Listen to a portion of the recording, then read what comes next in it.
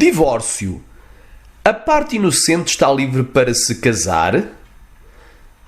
Para responder a esta pergunta, estaremos lendo alguns versículos da Bíblia e depois estaremos ouvindo o testemunho de Jerry Miles Humphrey. Romanos 7. Não sabeis vós, irmãos, pois que falo aos que sabem a lei, que a lei tem domínio sobre o homem por todo o tempo que vive? Porque a mulher que está sujeita ao marido enquanto ele viver, está-lhe ligada pela lei. Mas, morto o marido, está livre da lei do marido. De sorte que, vivendo o marido, será chamada adúltera, se for do outro marido. Mas, morto o marido, livre está da lei, e assim não será adúltera, se for do outro marido. Aos casados, mando não eu, mas o Senhor, que a mulher se não aparte do marido. Se porém se apartar, que fique sem casar, ou que se reconcilie com o marido, e que o marido não deixe a mulher. Qualquer que deixar a sua mulher e casar com outra, adultera contra ela. E se a mulher deixar a seu marido e casar com outro, adultera. Não sabeis que os injustos não hão de herdar o reino de Deus? Não erreis, nem os devassos, nem os idólatras, nem os adúlteros, nem os efeminados, nem os sodomitas, nem os ladrões, nem os avarentos, nem os bêbados, nem os maldizentes, nem os roubadores herdarão o reino de Deus. O recasamento é um adultério. Testemunho de Jerry Miles Humphrey. Nasci em 30 de junho de 1872, a algumas milhas a sul de Memphis, Tennessee, e passei a parte anterior da minha vida nessa região. Com a idade de 19 anos, eu estava casado com uma jovem de 17 anos. Ela era então uma excelente moça. Cerca de 4 anos depois, nos mudamos para Chicago, Illinois, onde nos convertemos e nos santificamos, e vivemos uma vida cristã feliz por algum tempo. Mas, com o passar do tempo, minha esposa ficou fria e indiferente e finalmente renunciou a todos os escrúpulos religiosos e entrou em pecado aberto e impureza de tal dimensão que fui forçado a repudiá-la, de acordo com Mateus 5,32. Contudo, permaneci sem me casar, tendo sido instruído pela Bíblia e meus professores religiosos que havia motivos bíblicos para repudiar a parte impura, mas não havia nenhuma base para me casar novamente enquanto ela vivia. Então eu acreditei e ensinei isso durante anos, desde o púlpito e através da imprensa. Mais tarde li mais amplamente sobre o assunto e conheci muitos homens santificados e devotos quando ingressei no trabalho evangelístico, que eram mais experientes tanto na palavra como no ministério do que eu, e que acreditavam que havia motivos bíblicos para que a parte inocente se casasse novamente, como nas minhas circunstâncias, levando Mateus 19,9 como a sua fonte de autoridade. Também vi no credo de todas as igrejas ortodoxas que reconheciam a única exceção, a saber, Mateus 19,9. Assim, como eu não estava firme em nenhum critério, depois de pesar o assunto nessas diferentes escalas, finalmente concluí que estava errado e meus pontos de vista sobre o assunto não eram escriturísticos. Então, eu confessei publicamente meu erro e aceitei a visão geral do mundo cristão, ou seja, há uma exceção para a parte inocente se casar novamente. Mateus 19,9. Então, como eu era a parte inocente, depois de viver uma vida como solteiro por 7 anos, senti tão claro como o céu de tomar uma segunda esposa, baseando o meu fundamento em Mateus 19,9. No entanto, alguns dos meus amigos me aconselharam de forma diferente. Porém, os seus conselhos chegaram muito tarde. Mas no dia seguinte, depois da cerimónia, eu me senti estranho. Eu já não sentia essa claridade azul celeste. Eu me senti um pouco ferido em espírito. No entanto, eu não podia permitir sentir-me debaixo de condenação, pois eu tinha, como eu pensava, a Bíblia do meu lado. Por isso concluí que era apenas o inimigo tentando me atormentar. No entanto, o Senhor foi muito terno e paciente comigo, e abençoaria e derramaria seu Espírito sobre mim, sabendo que eu ignorava o meu erro. Mas, com o passar do tempo, essa preocupação tornou-se uma coisa constante. Então eu me separei por alguns dias de jejum e oração, altura em que o meu céu se aclararia tão brilhante quanto o meio-dia. Estava tudo bem. Mas quando eu retornava à antiga rotina de vida, as coisas escureciam de novo. Então, isso continuou por cerca de 5 meses, dessa maneira alternativa. No entanto, eu era tão honesto como um anjo no assunto, acreditando que eu tinha a maior aprovação de Deus no passo que tinha tomado. Mas depois dos primeiros 5 meses da nossa vida conjugal, o assunto tornou-se uma dúvida real. Então resolvi separar-me para a oração e com tanto jejum quanto julguei prudente, pois queria saber de Deus. Primeiro, se eu tivesse realmente cometido um erro e se realmente não havia motivos para o divórcio e o recasamento. Segundo, queria saber, se eu estava errado, que passo a seguir para sair, uma vez que seria sem dúvida uma pedra de tropeço para os não salvos. No entanto, estava totalmente determinado a obedecer a Deus, apesar dos homens ou do demónio, mesmo com a perda de todas as coisas, até mesmo da própria vida.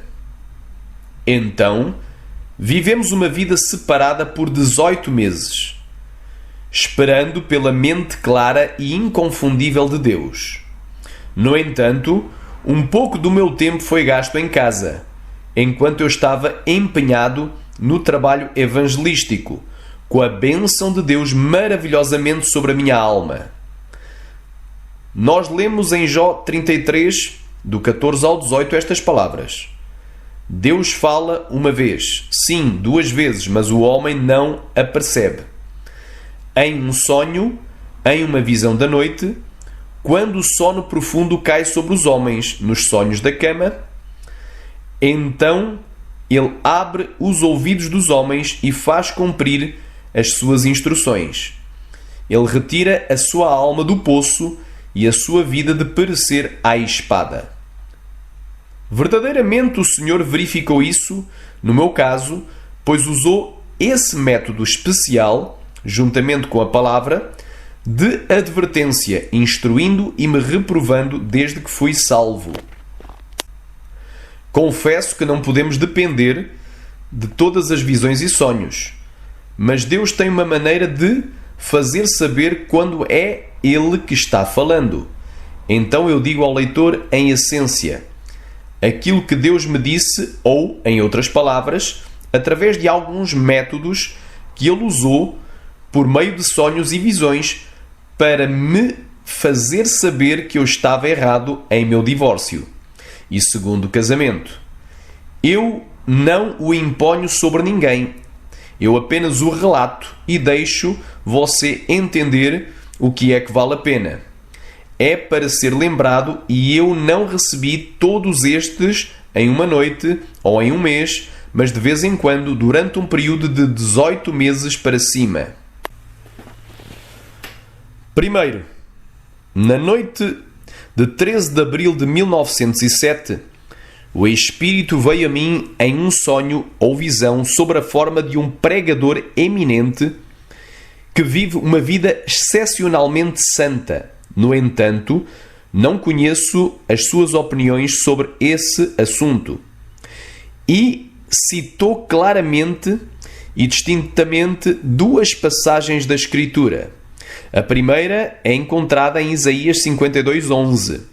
Retirai-vos, retirai-vos, saí daí, não toqueis em coisa imunda, saí do meio dela, purificai-vos, os que levais os vasos do Senhor. A outra passagem é encontrada em 2 de Coríntios, capítulo 7, versículo 1.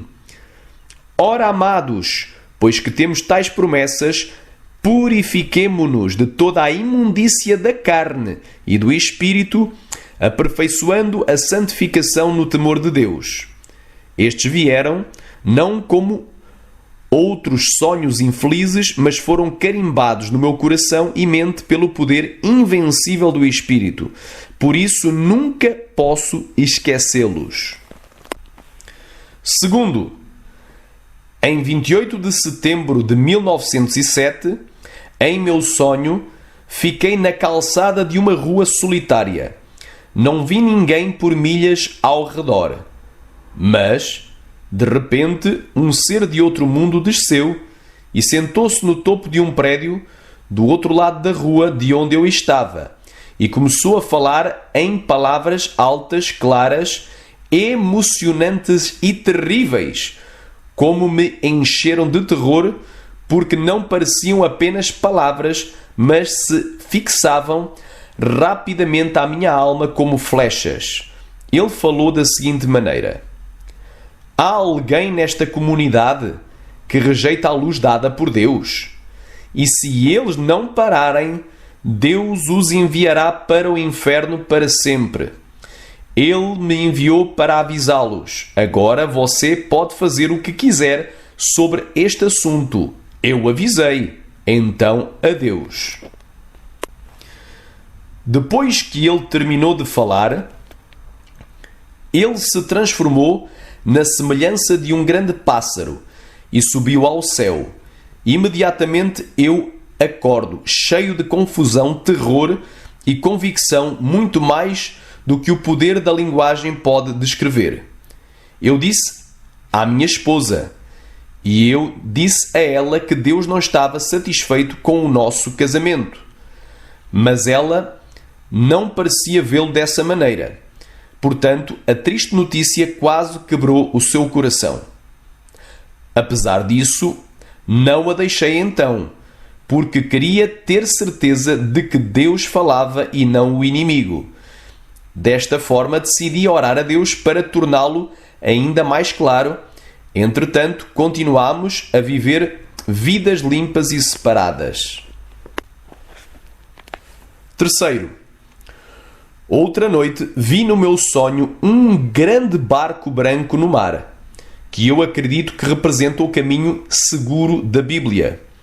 Mas eu tinha deixado este barco e tinha tomado uma pequena embarcação que eu acredito que representa a passagem solitária das Escrituras, Mateus 19:9, que é a única passagem na Bíblia que parece dar motivos para o novo casamento após um divórcio. Eu estava rapidamente me afastando da grande nave da vida. Quando me afundei, meu pequeno barco tornou-se incontrolável e rapidamente pulou sobre as ondas furiosas e turbulentas, até que gradualmente começou a se afundar, e eu desci para o meu túmulo no mar.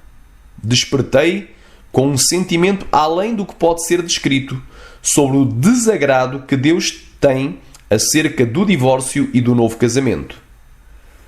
Mas que eu queria ter a certeza e não cometer outro erro, decidi ainda manter o assunto diante de Deus até que eu obtivesse a sua orientação clara e inequívoca. Quero dizer aqui, por mais estranho que pareça, Deus manteve a sua bênção sobre a minha alma. pois sabia que eu queria conhecer a vontade dele e a faria. Daí a paciência que ele teve comigo ao convencer-me do erro desta questão. Era algo maravilhoso.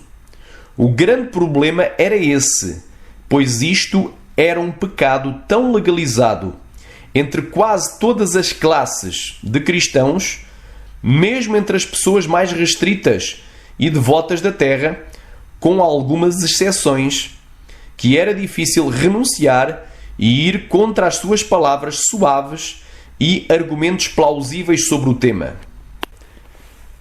Eu podia ver claramente que se eu assumia o caminho que Deus estava pondo diante de mim, eu teria que tomar uma posição dura e irremovível contra a maioria dos pregadores e mestres de santidade dos nossos dias. Outra coisa que tornou tão difícil eu assumir o jeito que o Espírito Santo estava me dirigindo era que eu não queria ser um traidor. Isto é, eu conheci essa luz sobre o assunto do divórcio antes e fui conduzido por professores superficiais para renunciá-lo. Mas Deus me mostrou, não obstante esse facto, que eu tinha que tomar seu caminho claro e intransigente. Não importa o que os homens ou os demónios diriam. É melhor girar 1000 vezes e estar certo do que nunca virar e estar errado. Quarto, outra noite em meu sonho, vi-me de braço dado com a minha segunda esposa, caminhando por uma larga estrada de enxofre no inferno. E quando passámos por uma grande antessala, vi multidões de homens voluptuosos vestidos de preto e usando chapéus de seda.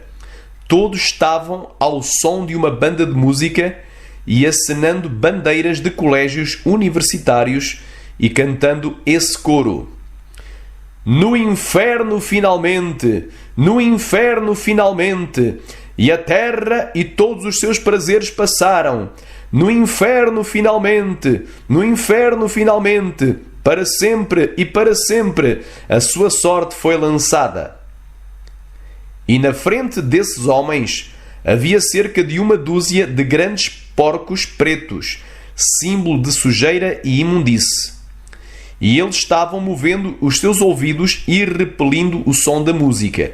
Nisto, Deus me mostrou que eu segui as multidões sensuais, imundas e carnívoras da terra, em relação a este negócio de divórcio e recasamento. Acordei com aquele horrível retrato ardendo no meu cérebro e aquela música infernal tocando nos meus ouvidos. Mas, como significava tanto para mim fazer outra confissão pública e dizer que cometi um erro ao me voltar a casar, enquanto a minha esposa, a ex-esposa, vivia, pensei que talvez esses fossem apenas sonhos e fosse melhor eu orar mais um pouco antes de eu fazer o que parecia um passo tão fatal. Então eu decidi passar mais alguns dias em jejum e mais algumas noites em oração diante de Deus para conhecer a verdade inconfundível sobre esse assunto. Quinto, um dia, enquanto estava sozinho no salão da casa de um amigo em uma cidade oriental, como eu pensava em pegar nessa horrível cruzada, parecia que um espírito glorificado desceu e me cantou o seguinte coro. Eu nunca tinha ouvido as palavras ou o som até então. O céu é barato, qualquer que seja o preço. Adquira seus portos ou tudo está perdido. Pois o ganho terrenal é apenas escória e nada é de valor senão a cruz. E com esta canção parecia vir as vozes das exortações de Wesley, Fletcher, Pollock e milhões de santos glorificados dizendo-me: ganha o porto do céu a qualquer custo! Durante vários dias depois, uma fusão celestial inexprimível estava sobre mim, e aquela canção angélica tocava nos meus ouvidos. Desde então tive a música colocada na música e coloquei no nosso livro de músicas Revival Fire in Song. Pode-se ter no nosso escritório por 15 centavos. Depois desta mensagem invencível, eu não estava apenas convencido de que o divórcio e recasamento estava errado, mas também completamente convencido de que precisávamos nos separar completamente. Então começámos a planejar e a trabalhar para esse fim. No entanto, continuámos orando por evidências ainda mais claras, de modo que, depois de anos, não houvesse nada que nos arrependêssemos de tomar esse passo de separação. É claro que, depois que muitos de nossos amigos e irmãos ouviram que decidimos nos separar, eles vieram até nós por carta ou pessoalmente e tentaram demover-nos da nossa convicção, etc., explicando o que os divórcios significavam e, por meio de dizendo o que Jesus deve ter querido dizer, etc. Eles tiveram boas intenções, mas os seus argumentos eram muito superficiais para edificar para a eternidade. Nós vimos uma mulher morrer nessa armadilha do divórcio. Ela era uma boa mulher cristã e também professava santidade, mas nunca vimos antes uma pessoa tão angustiada, desamparada e abandonada por Deus. Oh, amigos, não podemos dar ao luxo de assumir qualquer posição duvidosa em relação ao nosso bem-estar eterno. Os pregadores e as pessoas podem argumentar sobre uma pista falsa que leva para o inferno, mas eles não podem nos defender para sairmos de lá. Então, meu conselho para todos é: pegue o caminho mais claro para o céu. Claro que pode ser o mais impopular e que pode trazer muita perseguição, mas afinal é o caminho mais seguro para os portões de pérolas. Sexto, uma noite, em meu sonho, vieram-me 2 pregadores, um que eu pensei que era São Paulo, e enquanto eles estavam perto de mim, o outro pregador me lê um artigo que ele manteve em sua mão, o seguinte em substância: você estaria bem se não fosse por causa desse divórcio e recasamento. Com isso, eles desapareceram e acordei com essas palavras terríveis tocando no meu ouvido: você estaria bem se não fosse por causa desse divórcio e recasamento. E enquanto estava deitado, pensando nessas palavras terríveis, um sentimento estranho me agarrou, como se fosse a morte. Eu estava consciente, mas não podia falar ou mover-me. E enquanto lutava e fazia esforços para libertar-me, encontrei algo que me agarrava rapidamente. E Deus parecia-me colocar essa pergunta: como você gostaria que isso fosse a morte? E estivesses amarrado nesse divórcio e recasamento. Enquanto eu estava deitado lá e lutava, tudo o que pôde ver preenchendo todo o horizonte da minha mente era esse divórcio e recasamento. Por isso Deus me fez ver que uma alma não se podia dar ao luxo de ir para o seu leito de morte com a menor acusação no seu coração ou uma sombra de dúvida em sua experiência. Sétimo, na noite seguinte, no meu sonho, eu estava em pé num grande pátio sozinho, e enquanto estava de pé, parecia que Deus estava tão irritado comigo por causa do meu divórcio e recasamento que um grande fluxo de relâmpagos varreu do céu e correu no chão para me encontrar em milhares de chamas ardentes. Ele me pegou literalmente e me levou cerca de 30 pés para uma grande pilha de fogo queimando no chão e me segurou rápido nessas chamas. Quando acordei, ainda parecia estar em chamas. Até a cama parecia quente com aquelas chamas furiosas. E enquanto eu estava despertando, eu ouvi estas palavras dessa avalanche de relâmpagos: prepara-te para te encontrares com o teu Deus. E isso ocorreu enquanto eu estava fora em outra cidade. Eu fui para casa e disse à minha esposa e concordámos mutuamente em nos separarmos. Desde então, sinto-me tão claro quanto um anjo. E estou plenamente convencido de que os divórcios e recasamentos são errados. Não importa se todos os pregadores do universo dizem que não são. Estive no inferno, por assim dizer, por quase 2 anos por conta de ouvir os falsos mestres. Oh amigo, não seja enganado por qualquer pregador ou mestre. É errado além de toda a sombra de dúvida. Se eu tivesse a voz de um arcanjo, eu soaria de polo a polo. Eu cheguei a perder minha alma dando ouvidos a esses falsos mestres e não a Deus. Claro, muitos deles são homens cristãos bons e bem-intencionados, mas estão apenas dando as suas opiniões e também o que essa passagem isolada de Mateus 19:9 parece significar. Mas eu fui pego na armadilha da coisa, e Deus tem lançado luz e convicção em minha alma por quase 2 anos, tanto de noite como de dia, fazendo-me saber e sentir que isso está errado. Não estou escrevendo o que penso, mas o que eu sei positivamente, e estou disposto a selar esse testemunho com o meu sangue. Eu sei do que falo.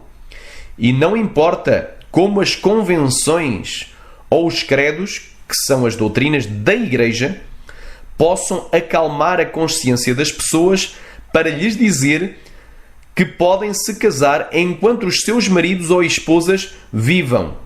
Eles estão errados. E as almas que eles estão enganando descobrirão quando a eternidade for revelada, se não antes. Agradeço a Deus que Ele manteve a convicção e a luz fluindo do céu em minha alma até eu entrar, apesar de todos os falsos consoladores que estavam clamando paz, paz, quando não havia paz, mas medo e horrível incerteza. Agora, amigo, que estás indo rumo à eternidade, aceitarás o conselho de alguém que tenha agido como um tolo. E nunca entres em um divórcio e segundo casamento em nenhuma circunstância. E se tu estás agora em um e amas a tua alma e queres ganhar o céu, sai disso, mesmo ao custo de todas as coisas, ou então tu irás te arrepender por toda a eternidade. Jerry Miles Humphrey. Fonte http://www.cads.net/Humphrey.html. G.M. Humphrey, Jerry Miles Humphrey, nascido a 30 de junho de 1872, foi um autor e palestrante no movimento de santidade do início do século XX. Enquanto estava no ministério, divorciou-se da esposa e casou-se com outra mulher 7 anos depois. No dia seguinte ao casamento, ele começou a abrigar dúvidas sobre a propriedade desse segundo casamento e finalmente acabou depois de 2 anos de busca de alma que incluíram 18 meses de abstinência sexual mútua. Seu testemunho sobre a situação acima mencionada pode ser encontrado aqui em um link externo, Arrependimento de um pregador de um novo casamento adúltero, o testemunho de G.M. Humphrey. Os seus trabalhos publicados incluem Selecione frutas das terras altas de Beulah, Migalhas do céu, Sincronismos do pecado, Religião antiga, Conversas impressionantes, Fragmentos da mesa do rei, Uma palavra de advertência sobre o divórcio e casamento, Fogo do púlpito, Sermões de raio-x, Guia diário, Sermões ferroviários de histórias ferroviárias, O segredo do trabalhador da unção, Lições espirituais da vida diária, Sermões de 50, Gleanings from Emmanuel's Land. Ecos de Três Mundos. O primeiro dia da alma no céu. Ele também escreveu letras para vários hinos. Fonte: https://n.wikipedia.org/wiki/Jerry _inferior Miles _inferior Humphrey.